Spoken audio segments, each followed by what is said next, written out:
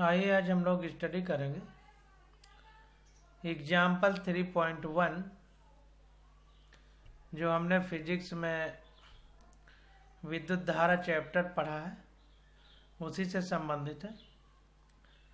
तो उदाहरण 3.1 ए है, फिर इसके बाद बी होगा। कह रहा है 1 × 10⁻⁻7 मीटर स्क्वायर अनुप्रस्थ काट क्षेत्रफल वाले तांबे के तार में 1.5 एम्पियर की धारा प्रवाहित हो रही है। तो देखिए हमको पृष्ठ का क्षेत्रफल दे दिया है, धारा यानी करंट दे दिया है। कह रहा है इसमें चालक इलेक्ट्रॉनों की औसत अपवाह चाल का आकलन कीजिए। एवरेज ड्रिफ्ट स्पीड हमको बताना। कह रहा है मान लीजिए कि तांबे का प्रत्येक परमाणु धारा के प्रवाह में एक चालक इलेक्ट्रॉन का योगदान करता है। हमको ये मानना है कि एक तांबे का परमाणु यानी एटम एक इलेक्ट्रॉन जो है करंट के फ्लो में सहयोग करता है। तांबे का घनत्व दे दिया गया है 9 × 10⁻³ kg/m³ तथा इसका परमाणु द्रव्यमान तांबे का एटॉमिक मास दे दिया गया है 63.5 यूनिट। परमाणु द्रव्यमान को परमाणु भार भी कहते हैं, यानी एटॉमिक मास पुराने समय में कहते थे, अब एटॉमिक वेट पुराने समय में कहते थे, अब एटॉमिक मास कहा जाता है।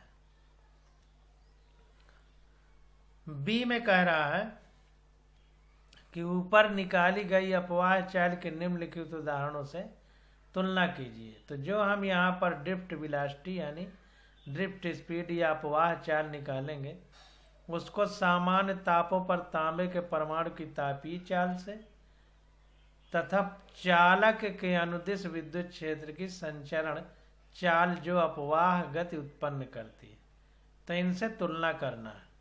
तो कुल मिलाकर के कहने की बात यह है कि compare the drift speed obtained above with. तो ड्रिफ्ट स्पीड को इस तांबे की जो है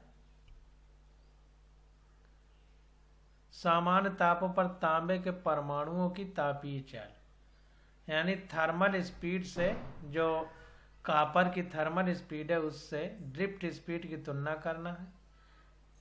और इसके बाद चालक के अंदर विद्युत क्षेत्र की संचरण चाल जो अपवाह गति उत्पन्न करती है। तो विद्युत क्षेत्र यानी इलेक्ट्रिक फील्ड की जो संचरण चाल है उससे तुलना करना है जो ड्रिफ्ट स्पीड उत्पन्न करती है। तो speed of propagation of electric field along the conductor. तो इलेक्ट्रिक फील्ड जो प्रोपागेशन स्पीड उत्पन्न करती है इलेक्ट्रॉन के लिए, उसकी ड्रिफ्ट मोशन या ड्रिफ्ट स्पीड से तुलना करना है। तो जो जो दिया गया है उसको लिख करके समझने का प्रयास करते हैं। तो देखिए सबसे पहले चालक इलेक्ट्रॉन के अपवाह वेग की दिशा विद्युत क्षेत्र की दिशा के विपरीत है, अर्थात इलेक्ट्रॉन बढ़ते हुए विभव की दिशा में अपवाह करते हैं यानी ड्रिफ्ट होते हैं। तो कहने का मतलब यह है कि विद्युत क्षेत्र की दिशा प्लस से माइनस की ओर होती है और इलेक्ट्रॉन माइनस से प्लस की तरफ चलते हैं। इसीलिए विद्युत क्षेत्र की दिशा और इलेक्ट्रॉन के अपवाह वेग विपरीत दिशा में, जैसा कि हमने ऊपर पढ़ाते समय फिगर में बताया था। अपवाह चाल Vd का समीकरण 3.18 से व्यक्त होगी। तो 3.18 में हमने पढ़ा था I = NEA/Vd। तो Vd हो जाएगा I/NEA। तो इस फार्मूले को आपको याद रखना है। तो इसको जो है बॉक्स में बंद कर लीजिए और इस फार्मूले को याद कर लेना है, ये हमेशा आपके काम आएगा। यहाँ पर देखिए E जो है वह इलेक्ट्रॉन का चार्ज है 1.6 × 10⁻−19 कूलाम होता है। ए हमारा एरिया है, एरिया हमको दिया है 1 × 10⁻7 मीटर स्क्वायर। और I करंट है हमको दी है 1.5 एम्पियर। अब देखिए चालक इलेक्ट्रॉनों का घनत्व N प्रति घन मीटर में परमाणुओं की संख्या के बराबर है। तो इसको ध्यान देना है कि जो चालक इलेक्ट्रॉनों का घनत्व है वो n प्रति घन मीटर में परमाणुओं की संख्या के बराबर है। मान लीजिए कि प्रति तांबे के परमाणु में एक चालक इलेक्ट्रॉन है जो संयोजकता इलेक्ट्रॉनों की संख्या 1 के अनुसार यथोचित है। तो जो यह नंबर है ये पर मीटर क्यूब जो है परमाणुओं की जो संख्या है, मान लीजिए कि कह रहा है कि प्रति तांबे के परमाणु में एक चालक इलेक्ट्रॉन है जो संयोजकता इलेक्ट्रॉन की संख्या 1 के अनुसार यथोचित है। तो जाहिर सी बात है कि जो संयोजकता इलेक्ट्रॉन होता है ये परमाणु में सबसे बाहरी कक्षा का इलेक्ट्रॉन होता है और नाभिक के आकर्षण बल में सबसे कम बल इसी पर लगता है, इसीलिए नाभिक के आकर्षण से यही मुक्त हो सकता है और यही मुक्त होकर के चलता है। तो इसीलिए संयोजकता इलेक्ट्रॉन की ही बात की जा रही है। तो कह रहा है 1 घन मीटर तांबे का द्रव्यमान हमको दिया है 9 × 10³ kg है, क्योंकि प्रति मीटर क्यूब का इतना द्रव्यमान है। तांबे का घनत्व का मतलब द्रव्यमान बटे आयतन, तो 1 मीटर क्यूब अगर लिया जाए तो इतना द्रव्यमान है 1 मीटर क्यूब में। समझने का प्रयास करिए। तो वही कह रहा है कि 1 घन मीटर तांबे का द्रव्यमान 9 × 10³ kg है, चूंकि 6 × 10⁻23 तांबे के परमाणुओं का द्रव्यमान 63.5 ग्राम है। अब देखिए ये 63.5 ग्राम एटॉमिक मास है, यानी परमाणु द्रव्यमान है। जो परमाणु द्रव्यमान होता है उसमें आवागैद्रो नंबर के बराबर परमाणुओं की संख्या होती है। तो आवागैद्रो नंबर 6 × 10⁻23 होता है, तो इतने ही परमाणु इतने द्रव्यमान में होंगे।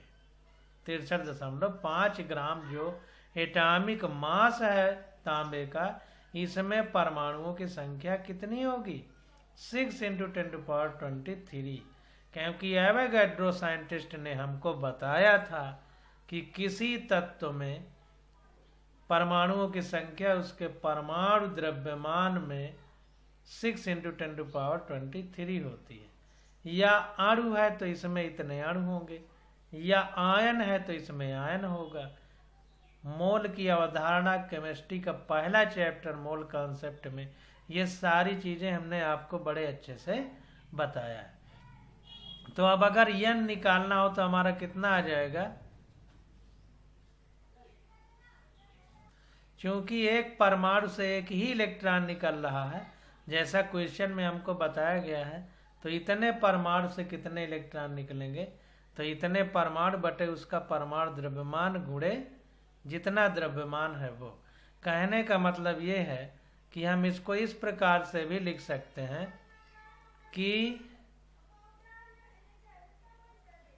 63.5 ग्राम अगर ये परमाणु द्रव्यमान है, इतने में 6 × 10⁻23 इलेक्ट्रॉन है, इसलिए एक में 6 × 10⁻23 बटे इतना हो जाएगा 63.5। इसलिए कितना है हमारे पास, इतना द्रव्यमान है, तो 9 × 10⁻3 kg में कितना होगा 6 × 10⁻23 अपॉन 63.5 इंटू 9 × 10⁻3 तो है ही किलोग्राम, और ये ग्राम में है तो इसको ग्राम में बदलेंगे तो 10⁻3 का और गुणा हो जाएगा तो 10⁻6 हो जाएगा। इसलिए यहाँ पर 10⁻6 लिखा गया है। तो इसको समझने का प्रयास करें। आप देखिए आगे कह रहा है जिससे हमें अपवाह चाल का निम्न प्रकार मान प्राप्त होगा। तो Vd = I दिया है 1.5 अपान n नंबर निकल आया इतना, तो 8.5 × 10⁻28 इंटू इलेक्ट्रॉन का आवेश 1.6 × 10⁻19 इंटू एरिया हमको ये दिया है 1 × 10⁻7। तो ये आ गया सॉल्व करने पर 1.1 मिलीमीटर/सेकंड। इतना आ गया हमारा वीडी यानी ड्रिफ्ट स्पीड या ड्रिफ्ट वेलोसिटी भी कहते हैं। अब देखिए अगला जो क्वेश्चन है बी वाला, तो उसमें बी में हमसे जो जो पूछ रहा है उसको करने का प्रयास करते हैं। तो पहला है कि ताप T पर यम द्रव्यमान के तांबे के एक परमाणु की तापीय चाल विशिष्ट रूप से √kBT/m की कोटि की है। अब देखिए ये चीज हम लोगों ने अभी नहीं पढ़ा है। जब थर्मल कंडक्शन यानी ऊष्मा गतिकी चैप्टर पढ़ेंगे फिजिक्स में, केमिस्ट्री में तो जहाँ तक पढ़ लिया है, तो वहाँ पर ये सब फार्मूले आएंगे। तो चूंकि अभी नहीं आए हैं, देखिए स्टार लगाया है, स्टार का मतलब नीचे बताया होगा। भौतिकी पाठ्य पुस्तक कक्षा 11 अध्याय 12 का समीकरण देखिए।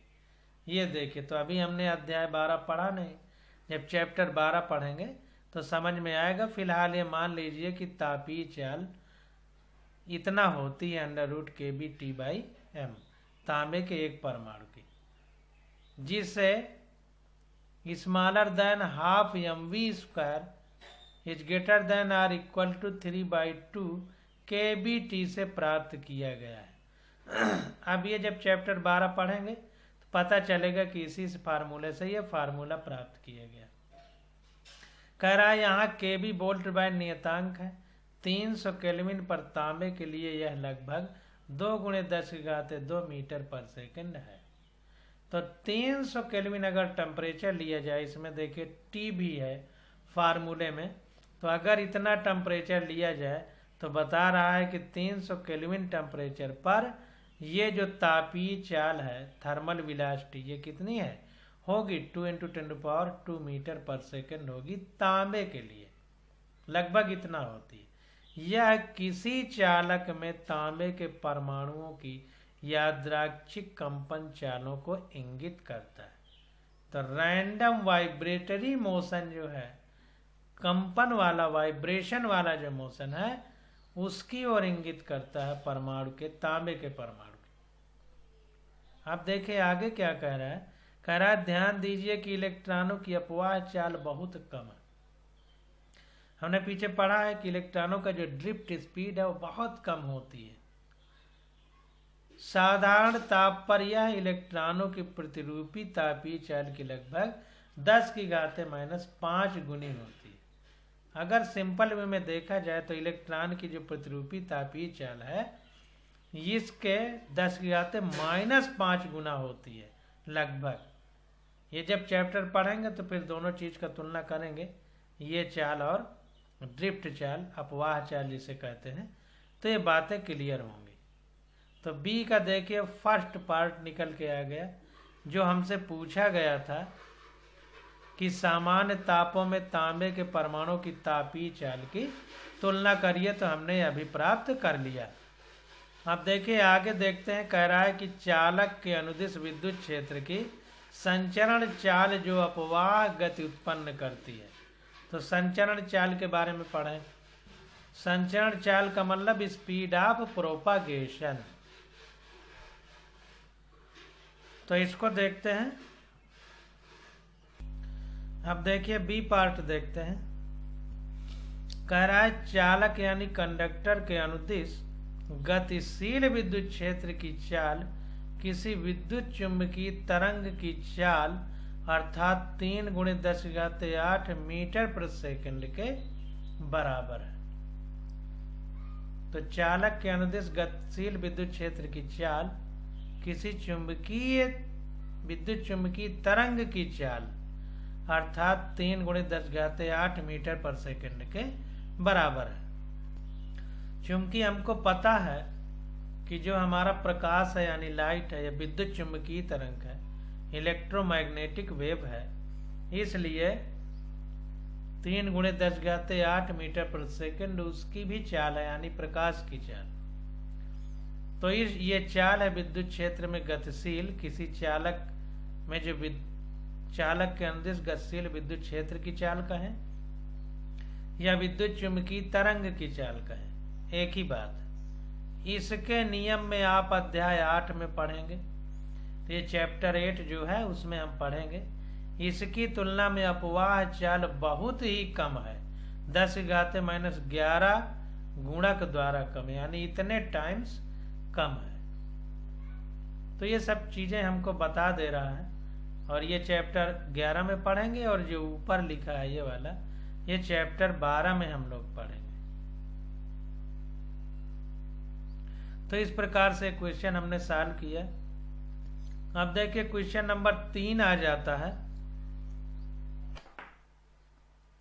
कह रहा है उदाहरण 3.1 में कुछ एम्पियर धारा के परिसर में यानी रेंज में किसी इलेक्ट्रॉन की अपवाह गति केवल कुछ मिलीमीटर पर सेकंड ही आकलित की गई है, तब बंद परिपथ करते ही लगभग उसी क्षण धारा कैसे स्थापित हो जाती है। तो ये कह रहा है कि जो हमने अभी 3.1 क्वेश्चन किया है, तो उसमें जो एम्पियर का रेंज है वो कुछ मिलीमीटर पर सेकंड है, जो ड्रिफ्ट वेलोसिटी या ड्रिफ्ट स्पीड है इलेक्ट्रॉन की, वो कुछ मिलीमीटर पर सेकंड ही आंकी गई है। तो कह रहा है अगर बंद परिपथ है कोई, तो उसमें लगभग उसी क्षण धारा कैसे स्थापित हो जाती, मतलब तुरंत ही कैसे जो है करंट फ्लो होने लगती है। तो यहाँ पर देखिए एक क्वेश्चन का आंसर है, इसको समझने का प्रयास करते हैं। तो देखिए कह रहा है कि पूर्ण परिपथ में विद्युत क्षेत्र लगभग तत्काल स्थापित हो जाता है। कहने का मतलब ये है कि जैसे ही करंट फ्लो होती है तो बहुत क्षणिक समय में इलेक्ट्रिक फील्ड जनरेट होता है। देखिए कह रहा है प्रकाश के वेग से जो प्रत्येक बिंदु पर स्थानीय इलेक्ट्रॉन अपवाह उत्पन्न करता है। अभी हमने आपको बताया कि जो विद्युत क्षेत्र या चुंबकीय क्षेत्र है, इसमें विद्युत चुंबकीय तरंग का परिवहन जैसे होता है, तो उसका वेग प्रकाश का वेग के बराबर होता है, क्योंकि प्रकाश का वेग खुद ही विद्युत चुंबकीय तरंग है। तो इतना ज्यादा वेग से विद्युत क्षेत्र उत्पन्न होता है, इसलिए तुरंत धारा स्थापित हो जाती है। तो वही कह रहा है कि पूर्ण परिपथ में विद्युत क्षेत्र लगभग तत्काल स्थापित हो जाता है प्रकाश के वेग से, जो प्रत्येक बिंदु पर स्थानीय इलेक्ट्रॉन अपवाह उत्पन्न कर देता है। तो प्रत्येक बिंदु पर इलेक्ट्रॉन का ड्रिफ्ट स्पीड जनरेट हो जाती है। परिपथ में विद्युत धारा स्थापित होने के लिए यह प्रतीक्षा नहीं करनी पड़ती है कि इलेक्ट्रॉन चालक में एक सिरे से दूसरे सिरे तक जाएंगे, फिर भी धारा स्थायी मान प्राप्त करने में अल्प समय अवश्य लेती है। तो जो इलेक्ट्रिक फील्ड है जिसके कारण जो आवेश है वो प्रवाहित हो रहा है, उसको उत्पन्न होने में प्रकाश के वेग जितना उसका वेग से उत्पन्न होती है, यानी क्षण भर में उत्पन्न हो जाती है। फिर भी किसी सर्किट या परिपथ में करंट को फ्लो होने में कुछ ना कुछ अल्प समय लगता है। तो एक आंसर हमने देख लिया। अब बी वाले को देखते हैं। तो कह रहा है किसी चालक के अंदर इलेक्ट्रॉन अपवाह विद्युत क्षेत्र में इलेक्ट्रॉनों द्वारा अनुभव किए गए बल के कारण उत्पन्न होता है, लेकिन बल द्वारा त्वरण उत्पन्न होना चाहिए, तब इलेक्ट्रॉन अपरिवर्ती औसत अपवाह वेग क्यों प्राप्त कर लेते हैं। तो कहने का मतलब ये है, देखिए ये पूछ रहा है कि जब चालक में विद्युत क्षेत्र उत्पन्न किया जाएगा तो विद्युत क्षेत्र में एक बल लगता है जिसको विद्युत वाहक बल कहते हैं, इलेक्ट्रोमोटिव फोर्स अंग्रेजी में। तो जब फोर्स लग रहा है तो फोर्स के कारण तो त्वरण उत्पन्न होता है, क्योंकि बल बराबर द्रव्यमान गुणित त्वरण होता है। तो वही कह रहा है कि बल के कारण उत्पन्न होता है विद्युत क्षेत्र, विद्युत क्षेत्र में के कारण इलेक्ट्रॉनों पर जो बल का अनुभव होता है, तो उस बल के कारण त्वरण उत्पन्न होना चाहिए, तब इलेक्ट्रॉन अपरिवर्तित औसत अपवाह वेग क्यों प्राप्त कर लेते हैं।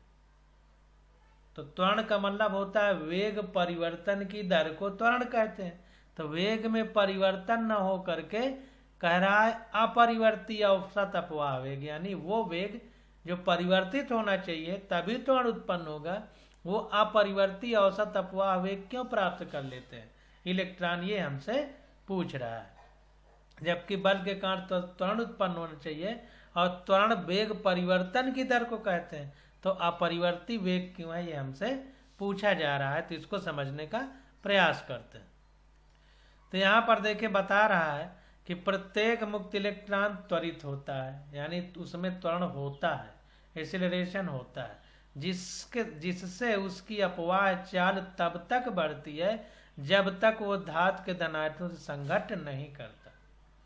तो उसका जो हमारे पास इलेक्ट्रॉन है उसका चाल तब तक बढ़ती है जब तक कोई पॉजिटिव आयन इस इलेक्ट्रॉन से नहीं टकरा जाता। देखिए यहाँ पर चाल है, जबकि वेग परिवर्तन की दर को त्वरण कहते हैं। तो चाल चूंकि एक ही दिशा में है, रेखीय चाल है, तो दिशा का परिवर्तन नहीं हो रहा, तो हम उसको वेग भी कह सकते हैं। टकराने के बाद ही दिशा का परिवर्तन होगा। तो समझने का प्रयास करिए, मत सोचिए कि चाल लिखा है तो त्वरण की बात क्यों हो रही है। तो इसलिए हो रही है क्योंकि रेखीय चाल है, और जब रेखीय चाल होगी तो दिशा नहीं बदलेगी, तो दिशा निश्चित रहेगी, तो उसे हम वेग भी कह सकते हैं। जैसे रेखीय गति हम लोग पढ़ते हैं, वन डायमेंशनल मोशन, तो वो चाल ही वेग होती है।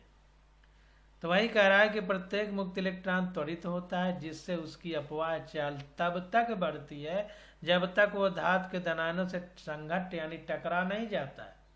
संघट्ट यानी टक्कर के पश्चात, कोलिजन के पश्चात यह अपनी अपवाह चाल खो देता है। हमने ऊपर चित्र देखा था कि रास्ता बदल जाता है, पर यह पुनः त्वरित होता है जब टकरा के फिर आगे बढ़ता है। तो 1 सेकंड के लिए जब टकराया तो चाल पहले शून्य होगी, तभी रास्ता बदलेगा। तो इसका मतलब है कि फिर से वेग बढ़ेगा, तथा पुनः इसके अपवाह वेग में तब तक वृद्धि होती है जब तक वह पुनः संघट्ट यानी टक्कर नहीं करता है, और यह क्रम चलता रहता है जैसा हमने ऊपर चित्र में देखा है। अतः औसतन इलेक्ट्रॉन केवल अपवाह चाल प्राप्त कर पाता है। तो इसीलिए अगर पूरे का एवरेज निकालें तो यह केवल ड्रिफ्ट स्पीड ही प्राप्त कर पाता है, क्योंकि जैसे वेग इसका बढ़ता है, वेग में चेंज होते होते वेग बढ़ता है यानी त्वरण उत्पन्न रहता है, तो वो टकरा जाता है। टकराने के बाद वेग 0 हुआ, फिर दूसरे दिशा में वो बढ़ा, तो अपवाह वेग से ज्यादा वेग होने से पहले ही वो किसी धनायन से टकरा जाता है। इसलिए उसका वेग अपवाह वेग यानी ड्रिफ्ट वेलोसिटी से या ड्रिफ्ट स्पीड से ज्यादा नहीं हो पाता। ये इसका आंसर है। अब क्वेश्चन नंबर सी देखते हैं। तो देखिए सी में कह रहा है कि यदि इलेक्ट्रॉन का अपवाह वेग इतना कम है और इलेक्ट्रॉन का आवेश भी कम है, तो फिर किसी चालक में हम अधिक मात्रा में धारा कैसे प्राप्त कर सकते हैं।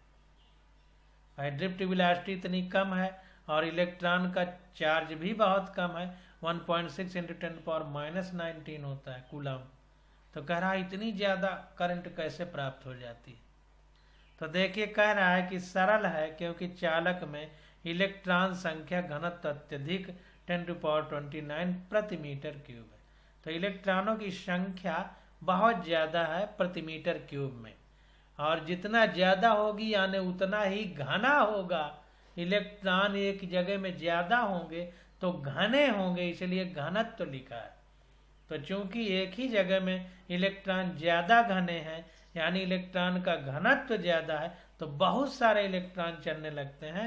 यही इलेक्ट्रॉन आवेश हैं, आवेश के प्रवाह की दर को ही धारा कहते हैं। तो जब बहुत सारे इलेक्ट्रॉन चलते हैं तो बहुत सारी धारा उत्पन्न हो जाती है। सी भी क्लियर हो गया। अब डी देखते हैं। कह रहा है जब किसी धातु में इलेक्ट्रॉन कम विभव से अधिक विभव की ओर अपवाह करते हैं, तो क्या इसका तात्पर्य यह है कि धातु में सभी मुक्त इलेक्ट्रॉन एक ही दिशा में गतिमान है। तो भाई कम विभव से अधिक विभव की ओर, चूंकि विद्युत क्षेत्र के विपरीत इलेक्ट्रॉन चलता है और विद्युत क्षेत्र अत्यधिक विभव से कम विभव की ओर होता है, तो जाहिर सी बात है इलेक्ट्रॉन विपरीत चलेगा तो कम विभव से ज्यादा विभव की ओर चलेगा, यानी लो वोल्टेज से हाई वोल्टेज की ओर, क्योंकि पॉजिटिव वाले को हम हाई वोल्टेज मानते हैं। तो वही कह रहा है कि जब किसी धातु में इलेक्ट्रॉन कम विभव से अधिक विभव की ओर अपवाह करते हैं, तो क्या इसका तात्पर्य यह है कि धातु में सभी मुक्त इलेक्ट्रॉन एक ही दिशा में गतिमान है। इसका क्या ये मतलब है? तो इसका आंसर देखते हैं। कह रहा है किसी प्रकार नहीं, इलेक्ट्रॉनों की अपवाह चाल इनके अत्यधिक यादृच्छिक वेग पर अध्यारोपित होती है। तो वही कह रहा है कि किसी प्रकार भी एक दिशा में नहीं चलते, जो चलते हैं कहीं इधर टकराए, कहीं उधर, कहीं इधर, कहीं उधर, कहीं इधर, इस तरह से उनका औसत वेग 0 होता है। जैसा हमने ऊपर पढ़ा है, तो वही कह रहा है कि इलेक्ट्रॉन की अपवाह चाल उनके अत्यधिक यादृच्छिक वेग पर अध्यारोपित होती है। तो जो उसका रैंडम मोशन है वही बार बार उसी पे अध्यारोपित का मतलब जैसे एक हथेली हमारी नीचे, उसी के ऊपर बिल्कुल उसी तरह दूसरी हथेली रख दी जाए, तो मतलब एक वेग दूसरे वेग पर आपस में सुपर इम्पोज हो जाते हैं। अध्यारोपित को अंग्रेजी में सुपर इम्पोज कहते हैं। तो जाहिर सी बात, एक चीज कम है और दूसरा उस पर और रख जाएगी, यानी उसका पावर वेग और बढ़ेगा थोड़ा सा, तो ये इस तरह की कंडीशन उत्पन्न होती है। तो वही कह रहा है कि इलेक्ट्रॉन एक ही दिशा में गतिमान न होकर के यादृच्छिक गति करते हैं, किसी भी प्रकार एक दिशा में गति नहीं करते। अगला क्वेश्चन है,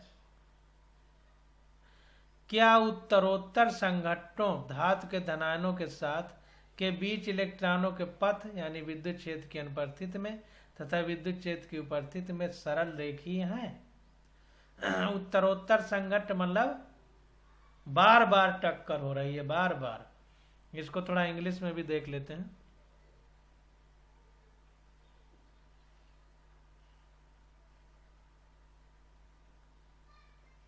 सक्सेसिव कोलिजन, सक्सेसिव कोलिजन का मतलब बार बार टक्कर, उत्तरोत्तर टक्कर। तो कह रहा है कि जब इलेक्ट्रिक फील्ड नहीं है और जब है तो क्या कौन सी स्थिति में सरल रेखीय गति होती है इलेक्ट्रॉनों की, हमको बताना। इलेक्ट्रॉनों का पथ जो है सरल रेखीय है, यानी सिंपल लाइन की तरह है, सीधी लाइन, स्ट्रेट लाइन की तरह है, ये हमको बताना है।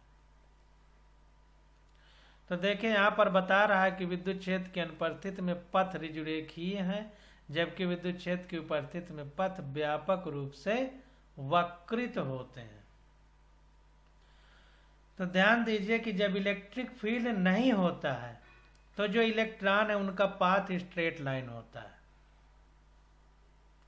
ऐसा क्यों होता है? क्योंकि वो आपस में एक धनायन से टकराया, तो टक्कर के बाद जिधर गया वो स्वतंत्र है जाने के लिए, उस पर कोई बल नहीं लग रहा, तो वो उसी दिशा में गति करता है, तो वो सीधी रेखा में होती है। लेकिन जब विद्युत क्षेत्र लग जाता है तो विद्युत वाहक बल उत्पन्न हो जाता है, इलेक्ट्रोमोटिव फोर्स। तो बल तो विद्युत क्षेत्र की दिशा में ही इसको ले जाने का प्रयास करेगा, तो जो जिधर को गति कर रहा है उससे वो मुड़ करके विद्युत क्षेत्र की दिशा में गति करेगा। इसलिए जो पथ है वो बहुत ज्यादा वक्रित यानी कर्व्ड हो जाते हैं, मुड़े हुए हो जाते हैं। तो ये बात शायद आपको समझ में आ गई होगी। तो इस प्रकार से दोनों क्वेश्चन हम लोगों ने बड़े अच्छे से किया। अब अगली हेडिंग जो है वो है गतिशीलता। तो इसकी स्टडी हम लोग अगले लेक्चर में करेंगे। आज बस यहीं तक।